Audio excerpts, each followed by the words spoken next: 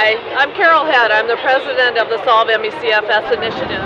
I have a seat on the CFS committee in Washington, D.C., which reports directly to the director of HHS, and I can tell you it is an exercise in frustration, and yet it is hard not to stay at the table and have that opportunity at least to express our views.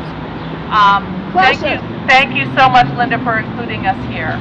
Before I start my comments, I want to have a quick thank you to Mark Cormazan, who succeeded in getting a declaration of May 12th as MeCFS Day from Los Angeles Mayor Eric Garcetti. It's the second largest city in our nation where our organization is headquartered, and we are now finally recognizing this disease. So kudos to you, Mark. Thank you, Mark.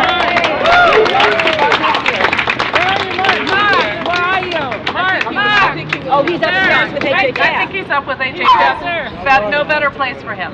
I'm also an MeCFS patient. I was quite sick 30 years ago, and I know the deep despair of being very sick, not knowing why you're sick, receiving no help whatsoever, and being ignored and put aside. However, I am one of the very fortunate few, and I say I'm 90% well. In my job now at the Solve MeCFS Initiative, I talk to hundreds and hundreds of patients, and my heart breaks for them every day. We are all here today because it's time for our government to increase funding and support for this disease. The Institute of Medicine report, which was published last year, is a turning point in the history of this disease. It said everything we would have said if we could have written it ourselves, that this is indeed a serious disease. And now we need the federal government to respond to the Institute of Medicine report, which the federal government itself commissioned, and act now and develop funding. So let me talk a little bit about this report. First, why is it such a turning point for this disease? The federal government has clearly affirmed that this is a serious physical disease, not a syndrome. For the millions of Americans who have long suffered with skepticism and lack of care, this is deeply affirming. And therefore, there now exists no credible barriers to significantly increasing medical research funding for this disease that will lead to treatments and cures. Federal agencies and private medical research foundations like ours now have a bright green light to move forward with substantial funding. And like Linda's organization, we are funded at this point with zero NIH funds. We are funded completely on the backs of patients and their loved ones, knowing full well that it is the role of NIH and CDC to care for the health of their citizens, and yet the health of the citizens is currently being funded for ourselves, by ourselves. So the seriousness of this illness can no longer be ignored. And at the same time, since that report was published, it's been a full year, very little has changed. MeCFS is still a complex, multi-system disease at the very, very early stages of research and understanding. It can reasonably be debated whether this disease has aspects that involve the immune system, the neurological system, genetics, brain and spinal cord inflammation, and many others. Rigorous research has been done into all these areas with many compelling and interesting research results, but nothing yet definitive. And the few research dollars that have gone to these small studies the dollars have not been available to replicate even the most compelling research findings. And MeCFS research is not yet enough along to be of any interest to pharmaceutical companies.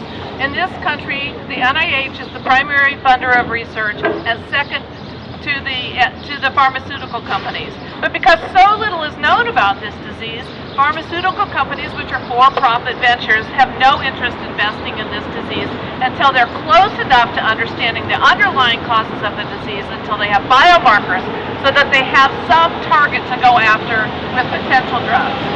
And of course, thousands and thousands of patients still suffer. We can and must change that, and that's why we are all here today. Let me just do a pause here, because there may be some of you, and I hope some media here, who are new to this disease. And so let me talk just a little bit about the disease. Why in the world would a disease that so deeply affects so many Americans have been ignored for so long? Number one, people have not believed that it is, quote, real. The most common patient experience is to be told, even by medical professionals, that it's all in your head. Get over it. Buck up. Well, we don't tell people with multiple sclerosis to buck up and get over it. We don't tell people in the end stage of cancer to buck up and get over it. We take those diseases seriously. We show compassion. And that's what patients who suffer from this disease need, in addition to funding, is recognition and compassion. Second, the name of the disease has kept it from being taken seriously. It's been called chronic fatigue syndrome. I'll tell you, I can barely get the words out of my mouth. We don't usually describe diseases by a symptom. For example, we don't call lung cancer chronic coughing syndrome. But don't believe me, the IOM report says MeCFS patients, quote, are more functionally impaired than those with other disabling illnesses, including type 2 diabetes, congestive heart failure, depression, multiple sclerosis, and end-stage renal failure. So having called this disease by an inappropriate and insulting name is one of the factors that has kept doctors, friends, family members, employers from giving it the seriousness it is warranted. Third, this complex disease has been poorly defined, which means that diagnosis is very difficult. Now, that's not unusual for a multi-system complex disease with symptoms that appear in other diseases as well. There is no blood test or no generic test for this disease, which is part of what both Linda's organization and mine invest in. Fourth, this disease has incorrectly been labeled as a psychological illness, and I don't need to tell you how false that is. This mistaken attribution of a physical illness as a psychological illness has often occurred historically when diseases are complex, and particularly when the primary sufferers are women. This IOM report clearly puts that utterly incorrect misconception to rest. And last, most medical professionals have little understanding of the disease. Most medical textbooks, even today, have little description of this disease and still present incorrect information. So even new graduates from medical and nursing schools are misinformed or not informed at all.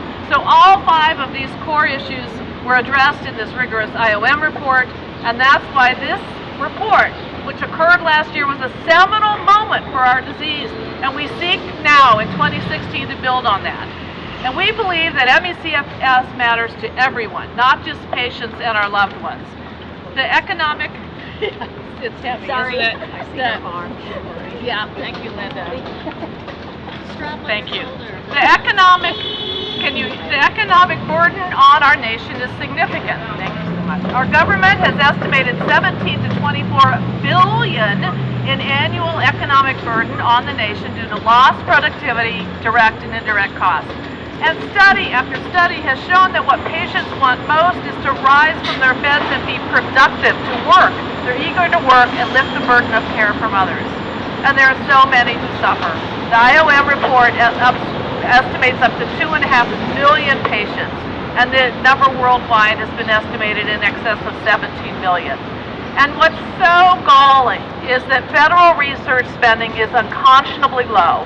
On a percentage basis per patient, spending on MeCFS is 9% of what is spent on autism, a minuscule 2% of what is spent on multiple sclerosis, and 2% of what is spent on lupus. Now, certainly those are serious diseases, and we do not begrudge spending on those, but we do point out the incredible disparity between spending on other serious diseases and the lack of spending on our disease. In fact, last fact, the NIH publishes a list every year, annually, of how much they spend on each of the major diseases, and there are 240 diseases listed on that list. Guess where MeCFS falls? 232. It's 10th from the bottom. In fact, our government spends more on hay fever than it spends on MeCFS. So now, understanding the burden of this disease on our nation, the suffering of our citizens, and the new validation of the IOM report, what now? So many people have suffered for so long. This is now a moral issue. To stand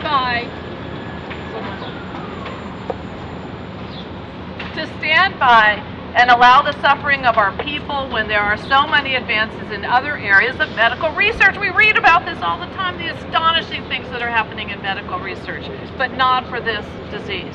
It is simply wrong. So in conclusion, our society's understanding of this disease is where multiple sclerosis or autism or so many other diseases were perhaps 30 years ago. They were poorly understood, they were put aside, there was skepticism, just as MeCFS is now. There was a time when autism and MS were dismissed as not real.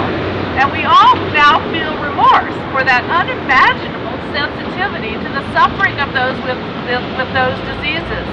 Such is the inhumane dismissal of those now who suffer with MeCFS. And one day, the skepticism about MeCFS and the shameful treatment of those who suffer will be equally unimaginable to all. This definitive Institute of Medicine report has once and for all declared that we must commit to federal funding to eradicate this dreadful disease. There can be no more excuses. There are no excuses from our nation's health agencies that haven't funded research on a level commensurate with the economic burden it places on all our citizens. No excuses for low funding in comparison with other diseases. No excuses for anyone, doctors, friendly, or family. This is our time. We are on the right side of history by funding research to solve this devastating disease. No more excuses. Thank you so much.